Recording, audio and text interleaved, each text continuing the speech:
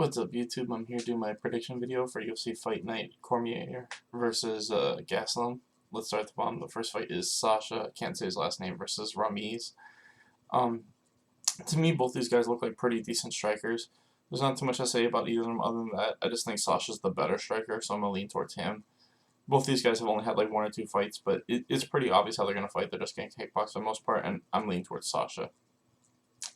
Next is Roosevelt Roberts versus Ignacio Bahamundes. And to me, Ignacio is a really, really good striker, but I haven't really seen any of his grappling. And my biggest thing is I think that if Roosevelt's smart, he'll just use a ton of wrestling in this fight and will probably win by submission. So that's what I'm going to pick. I'm going to pick Roosevelt. I just think that he's the much better wrestler, much better grappler. Like I said, I haven't seen Ignacio grapple that much, but I'd be shocked if he was able to stop Roosevelt from continuously taking him down and submitting him. So I'll pick Roosevelt to win by second or third round sub. Next is William Knight versus Fabio Kermant. To me, Fabio doesn't look like he's UFC level. I think that William Knight, I think he had struggled with his takedown defense in his last fight, but other than that, I think he's the much better striker. And I think as long as he worked on his takedown defense, he should be able to win by knockout in this fight pretty easily. So I'm going to pick William Knight to win by first or second round knockout. Next is B. Malinka versus Josephine Nunes. I don't know too much about either of these chicks. They're both super early in their career. I'm leaning towards Josephine Nunes only because she has more fights. B is 2-0 and Josephine's like 7-1. So I'm going to lean towards that. But like I said, I haven't really seen either of these chicks fight that much. They're both so early in their career, so it's hard to pick this one. But yeah, like I said, I'm going to pick Josephine. Next is Brian Kelleher versus Domingo Pilardi. To me, Domingo just looks like he's a jiu-jitsu guy, and that's it. I think in terms of overall striking, Kelleher is much better. And I also think in terms of the chin, that's the biggest thing. I think Domingo, every time I've seen him lose, it's because he got knocked out. I think Kelleher can knock this guy out. I think Kelleher is a good enough striker to hang with almost anybody in this weight class. And because of that, I'm going to pick Kelleher to win by, like, second, maybe first round knockout. So, yeah.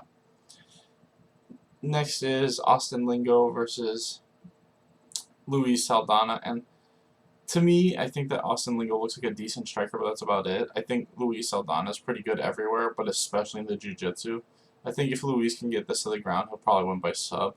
And I do think that's going to happen eventually. I think on the feet it'll be back and forth, and then Luis will eventually drag it to the ground and probably win by sub in probably like the second round. On the main card, the first fight we have is Alexandre Pantoja versus Brandon Royval. And to me, the biggest thing is I think that Royval uses a lot of flashy stuff because he has great cardio. But I don't think he's the most technical. Like, with his jiu-jitsu, yes, but with his striking, I don't think his striking is the most technical. I feel like when he was fighting Kai Kara-France, he was kind of losing and getting beat up, and then he just caught him with that big, like, spinning back elbow. And, that could happen in this fight, but I just feel like that type of shit is more luck than anything. Because it's like, when you throw it that often, it feels like you're kind of hoping for it to land more than you're like trying to set it up, you know what I mean? And I feel like Pantoja is just a much better overall striker. And I think that, especially on the ground too, I think that Royval, even though his jiu-jitsu is really good, we've seen guys with jiu-jitsu like his get beat by like these high level Brazilian jiu-jitsu black belts because the kind of wild submission game doesn't work against guys that have such good top pressure that they can kind of just pass guard easy. And I feel like Pantoja is one of those guys where he could probably pass to Mount over and over again and take the back, and I think that Brandon Royval is probably not going to be able to catch Pantoja on the ground. And because of that, I'm going to pick Pantoja to win by either decision or like submission. I just think he's the much cleaner striker, he's the much cleaner jiu-jitsu guy, and I think pretty much everywhere in this fight it favors him. Other than him getting caught with a big shot, I think Pantoja, like I said, either wins a strong 30-27 decision or gets like a late submission. Next is Vince Pichel versus Austin Hubbard. And to me, these guys are pretty similar. I just think Vince Pichel has the much better wrestling. I think in terms of overall striking, they're pretty close, but I think Vince Pichel can get takedowns kind of whenever he wants. I don't know if he'll be able to hold Hubbard down for long periods of time, but I do think that the takedowns will rack up points for Pichel, and I think that's how he wins a pretty solid 30-27 decision. I think Pichel should be fighting someone closer to the top 15 at this point. He's like 7-2 in the UFC. And, you know what I mean? I don't think he's a top 15 guy, but I do think he should be fighting guys like somewhere between 11 and 15. Next is Trevin Jones versus, I cannot say this guy's name at all, Saidok. I'm going to just say Saeed, because because that's how the beginning of his name starts. I think Saeed's a good striker, but that's about it. I think Trevin Jones is the much better overall striker and probably the much better grappler too. And because of that, I think he's going to eventually either knock this guy out or win by submission. It's hard to say just because Saeed, I've never really seen him fight. I just know he's a decent striker, but I'm going to go with Jones just because I've seen him fight more often. Next is Chase Sherman versus Parker Porter, and I think this fight's probably going to be closer than people think. I think Chase Sherman has this bad habit of kind of gassing if he can't finish guys in the first. His volume and pace slow down really hard after the first. As for Parker Porter, he's not the greatest fighter ever, but he can keep a solid pace for 3 rounds, despite like kind of the way he looks, because he does look like he's like a fat, out of shape guy, but he keeps a good pace for 3 rounds, Parker Porter. He doesn't have like the greatest chin or the greatest overall fighting ability, but Parker Porter is a decent striker who has okay wrestling and can keep a solid pace. And really, I feel like if he can get out of the first round, it could be his fight. I am going to pick Chase Sherman because I do think he finishes in the first round. I'm just saying this fight should be an even money fight, in my opinion. It should literally be a pick-em because, like I said, Chase Sherman is not the most reliable heavyweight. Like, he's gotten better, but I think he still has the same problem where he does fade in the later rounds. But I will pick Sherman to win by first round knockout or TKO. Next, the co-main event, we got Clay Guida versus Mark Madsen, and I know Mark Madsen's probably going to win this fight. He is the much stronger wrestler, and Clay Guida has always had trouble when he's fighting guys that can just kind of take him down repeatedly.